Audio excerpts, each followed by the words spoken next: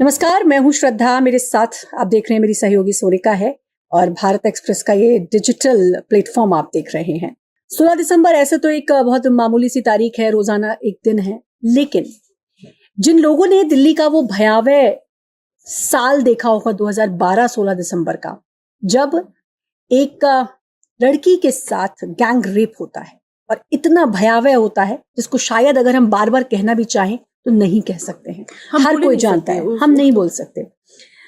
इतने समय हो चुका है, 2012 के बाद आज हम 2025 में आ चुके हैं और आज इस बारे में बात करने का मूड मैंने और सोनिका ने इसलिए बनाया कि एक तो फीमेल, ऊपर से हमें एक न्यूज एंकर होने के नाते इस पर बात करनी चाहिए, अपनी बात रखनी चाहिए और हमें बिल्कुल इस पर बात करके आप लोगों की राय जाननी चाहिए कि 2025 तक आते आते दिल्ली एनसीआर या पूरे भारत की अगर कलेक्टिवली बात करें तो कितना बदला है। क्योंकि 2024 में हमने आरजी कर रेप भी देखा, उसके बारे में भी सुना और उसमें कितना बवाल हुआ। वो तो एक डॉक्टर थी, अपनी ड्यूटी पर गई थी। क्योंकि जब सोनिका निर्भया कांड हुआ था तो उस टाइम पे बहुत लोगों ने कहा कि भाई इतनी रात को क्या जरूरत थी जाने की, क्योंकि पहले नेगेटिव लोग आ जाते हैं ना, उस लड़की के साथ क्या हुआ उसके बारे में कोई बात नहीं करेगा। लेकिन हमने आरजी कर वाले रेप केस में तो ये देखा कि वो तो अपनी ड्यूटी पर गई थी, वो तो अपना काम करने के लिए निकली थी। तो बड़ा सवाल यही है, मैं चाहूंगी कि आप कमेंट जरूर करिएगा इस पर। बड़ा सवाल यही है, कितना बदला है हमारा देश महिलाओं की सुरक्षा को लेकर, आधी आबादी को लेकर। कमेंट करेंगे, लेकिन मुझे लगता है कि हम ये तो सोच लेते हैं कि निर्भया के साथ, क्योंकि वो रात में बाहर थी तो इस तरीके से जो लोग बोल देते हैं। लेकिन आज के टाइम में भी हम देखें तो जो अच्छे सोसाइटीज में हम रह रहे हैं वहां पर भी अगर आप रात में निकल रहे हैं बाहर, मुझे लगता है शाम को भी अगर हम निकलने के सोचते हैं तो हम खुद भी डर जाते हैं कि हम सेफ रहने वाले भी हैं या फिर नहीं। आज भी 2025 में हम हैं। अभी मुझे लगता है आप ही बता रही थी एक बार, आपके साथ खुद ऐसा हो चुका है, फील कर चुके हैं मेरे साथ 1 नवंबर 2025 को। देखेंगे तमाम लड़कियां इस बात को लिखती हैं कि वो सेफ नहीं है। जब वो कैब से कहीं ट्रेवल कर रही हैं तो और भी ज्यादा अनसेफ महसूस कर रही है। बिल्कुल, और हम आज भी इस बारे में बात करते हैं, हम आज भी इस को लेकर जागरूक रहते हैं। कैब में बैठते हैं तो हमसे कहा जाता है कि भाई आप किसी को कैब का नंबर भेज दो या कोई हो जो ट्रैक करते रहे। मैं ये चाहती हूँ कि इसकी नौबती क्यों आती है, बिल्कुल, कि हमें कोई ट्रैक करे, किसी को हमें बताना पड़े कि हम फला कैब में बैठे हैं और हम यहाँ जा रहे हैं। हम क्यों नहीं निडर होकर बैठ जाते हैं कि जहाँ जाना है हम आराम से पहुंच जाएंगे। ऐसा आखिर क्यों नहीं हो पाया है? निर्भया कांड के बाद फास्ट ट्रैक कोर्ट और ये सब, तब कोर्ट की बात हुई, तब भी एक सवाल मेरे दिमाग में आया था कि हमें क्यों कोर्ट तक जाने की भी नौबत पड़ रही है। मतलब कांड ही क्यों हो रहा है, हम अनसेफ ही क्यों हो रहे हैं, हम क्यों फील कर रहे हैं। लेकिन इसके लिए क्या सच में लगता है सोनिका कुछ ठोस कदम उठाए गए?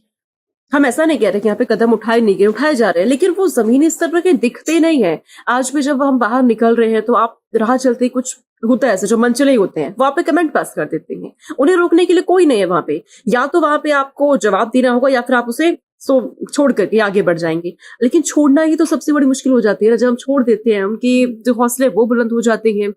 दिल्ली एनसीआर में देखेंगे आप, देश की राजधानी, आए दिन मामले सामने आते रहते हैं। रात होते ही आप बाहर नहीं निकल सकते। मैं खुद अगर जाने की सोचूं तो मैं 10 बार सोचूंगी जाऊंगी कि नहीं। या तो मुझे अपने साथ अपने भाई को लेना होगा या आपको कोई ना कोई आपको साथ में चाहिए। बल्कि निर्भया कांड के बाद तो वो स्थिति भी देखी ना, उसके साथ उसका एक दोस्त था, वो था उसके साथ, लेकिन उसके बाद भी उसके साथ क्या हुआ ये हर कोई जानता है। मतलब आप किसी भी सूरत में आप अपने आप को सेफ फील नहीं कर सकते। और ये तो निर्भया कांड या ऐसे जो दरिंदे घूम रहे हैं जिनकी नजर लड़कियों पर रहती है, कुछ साइको होते हैं जो रेप करते हैं। लेकिन सोनिका, इसके अलावा हम सोशल मीडिया के जमाने में जी रहे हैं। तुम फेसबुक यूज करती होगी, इंस्टा यूज करती होगी। फेसबुक पर तुमने कभी ध्यान दिया मैसेंजर भरा रहता है, हाय, हेलो ब्यूटीफुल, इन सब इससे संबोधन होता है। वो लोग जिनको हम जानते तक नहीं है, और अगर आप उसका रिप्लाई नहीं करते हो तो उसके बाद होता है बड़ा एटीट्यूड दिखा रही हो। इस तरह के जो होते हैं वो मैसेंजर में बॉक्स में अश्लील कमेंट किए जाते हैं। हाँ। और खैर, हम लोगों का जो प्रोफेशन है एक न्यूज एंकर होने के नाते, तो वो जो गोदी मीडिया और इस सब के जरिए तो हम लोगों पे कटाक्ष किए ही जाते हैं। लेकिन वो कटाक्ष कब अश्लील बातों में, कब डबल मीनिंग में बदल जाते हैं वो नहीं कह सकते। एक हेल्दी तरीके से किसी पर व्यंग करना और उसको अश्लील तरीके से व्यंग कसना, उसमें बहुत एक डिफरेंस होता है। लेकिन वो हमें देखने को मिलता है सोशल मीडिया पर भी। या फिर आप रील अपनी पोस्ट करते हो या कुछ कमेंट करते हो तो उस पर फिर लोग आ जाते हैं, अगर आप किसी की बात से सहमत नहीं हो तो फिर उस पर आ जाएंगे। और एक अलग अलग सी भाषा का, मतलब मुझे तो ऐसा लगता है, क्योंकि मैं कमेंट्स जब पढ़ती हूँ तो लड़कियों को किस कदर उसमें किस भाषा का इस्तेमाल किया जाता है वो मैं देखती हूँ। बिल्कुल बिल्कुल देखा जाता है। आज भी हम देखते हैं जब आपके घर में कोई भी महिला है, जब आपकी बेटियां जो होती है, हमारी जो माएं हैं, वो आज भी इस बात को बोलती हैं कि अगर आप कहीं जा रहे हैं तो आपको संभल के रहना होगा। कहीं ना कहीं उनके मन में वो डर आज भी बना हुआ है। हम चाहते हैं आपकी जो लड़की महिलाएं हैं, जो उनके सपने हैं, जो वो अपने सपनों को पूरा करने के घर से बाहर निकल रही हैं, लेकिन जो पेरेंट्स होते हैं वो इसी वजह से डर रहे होते हैं। वो ये नहीं चाहते कि हमारी बेटियां कुछ करे नहीं, लेकिन हमारे समाज में जो ऐसे लोग रहे हैं आज भी, जो बेटियों को पीछे खींचने के लिए किसी भी तरीके से, मुझे लगता है जो कमेंट पास होते हैं तरफ से वो ज्यादा होती है इसलिए क्योंकि लड़कियां आजकल एक सवाल बना है जब लड़कियों को समझाया जाता है। मुझे भी याद है कि जब मैं छोटी थी तो जाते थे, किसी शादी में जाते थे तो मम्मी फिर कहती थी कि थोड़ा लड़कों से कम बात करना। वो आप जब आप बड़े होते तो समझ में आता है कि माँ की चिंता क्या होती है, लेकिन लड़कों को क्यों नहीं बोला जाता? ये एक बहुत बड़ा सवाल है कि लड़कों घर से बाहर जा रहे हो, जरा संभल के रहना लड़कियों से, ऐसा तो नहीं बोला जाता। कुछ हो नहीं सकता ऐसा। मतलब लड़कों को ये चीज नहीं बोली जाती है। हो सकता है इसको लेकर बहुत से लोग सहमत ना हो मेरी बात से, और वो कमेंट बॉक्स में आप जरूर बताइए। मतलब हम ये नहीं कहना चाह रहे कि आपको कि कोई भी पेरेंट्स ऐसा बोले अपने बेटी को कि आपको बाहर नहीं जाना है, लेकिन ये सोचने वाला जरूर ये पूरा मामला है, पूरा विषय है। एक सवाल बड़ा खड़ा होता है कि महिलाएं आखिरकार सेफ कहाँ हैं? बिल्कुल, कहाँ सुरक्षित हैं, कितनी सुरक्षित हुई हैं? घर के अंदर ही कितने मामले सामने आ जाते हैं, आप ये देखिए। घर के अंदर सोने का, आज काम करने के लिए बाहर निकले हैं ऑफिसेज में, मैंने कई ऑफिसेज में ऐसा माहौल देखा है या सुना है कि कोई फ्रेशर आई, कोई इंटर्न आई, तो वो, सॉरी मुझे कहना नहीं चाहिए, लेकिन कई गिद्ध जैसी नजरें उन पर होती हैं। ये बहुत बड़ी मैं बात बोल रही हूँ, और ऐसा है, उससे बहुत लोग सहमत होंगे शायद।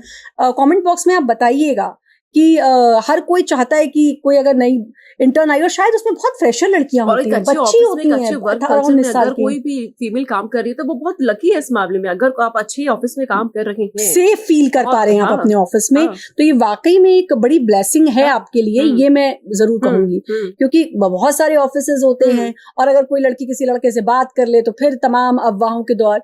मतलब सिर्फ निर्भया कांड नहीं, आप हर कदम पर आपकी जो इज्जत जिसे कहा जाता है उसके साथ कैसे खिलवाड़ करने की कोशिश की जाती है।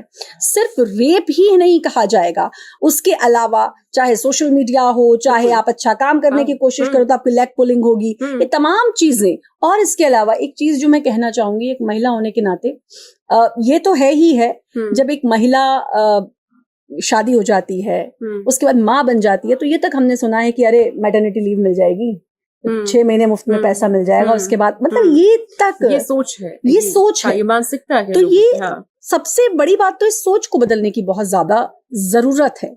और अगर आज ही मैं आपको बताऊं, जब मैं ऑफिस आ रही थी, हमारे ऑफिस के बाहर ही कुछ दुकानें हैं थोड़ी दूरी पर, वहां पे कुछ लड़के खड़े होकर अपना उनको कामकाज करना था, वो अपनी दुकान को ओपन कर रहे थे, आपस में बात कर रहे थे। वो आपस में बात करते करते वहां कुछ लड़कियां भी खड़ी थी, तो मुझे ऐसा लगा वो उन्हें सुना रहे हैं। तो सुनाते उन्होंने बोला कि लड़कियों का काम ही होता है रोना, वो तो रोती ही है। हाँ, ये छोटी छोटी सी बातें हैं। हाँ, ये छोटी छोटी सी बातें हैं कि लड़कियों का काम ही रोना होता है, अरे लड़कियों को तो बहुत आसानी से काम मिल जाता है।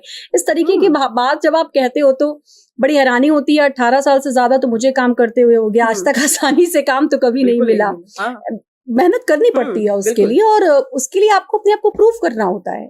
और उस प्रूव करने के दौरान भी बहुत सारे लोग होते हैं जो उसमें कई बार बाधा डालने की भी कोशिश करते हैं। खैर, वो एक कंपटीशन की बात हो जाती है, लेकिन अगर हम बात कर रहे हैं महिला सुरक्षा की, तो वो एक उसकी लेयर जो है वो कई लेयर में होना चाहिए, लेयर में होना चाहिए। और वो दिन आना चाहिए जब एक महिला घर से बाहर निकल रही है तो उसे डर ना हो कि मैं सेफ नहीं हूँ, उसे जहां जाना है, जितने बजे जाना है वो जा सके।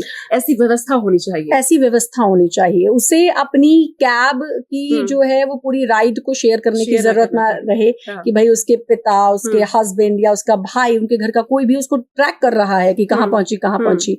क्योंकि मेरे साथ एक हादसा हो चुका है, मैंने लंबा चौड़ा उसको लेकर पोस्ट भी लिखा था कि जो कैब ड्राइवर था वो किसी और दिशा में ले गया था।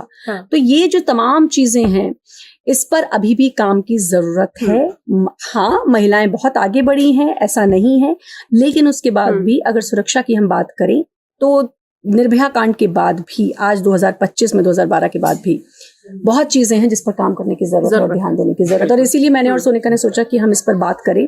16 दिसंबर नजदीक है, वो काला दिन था, काली रात थी, वो एक ऐसा काला अध्याय था हमारे देश का जिसको चाहकर भी कोई नहीं भूल सकता है, और सिहर उठता है हर कोई अगर उसके बारे में सोचता है तो।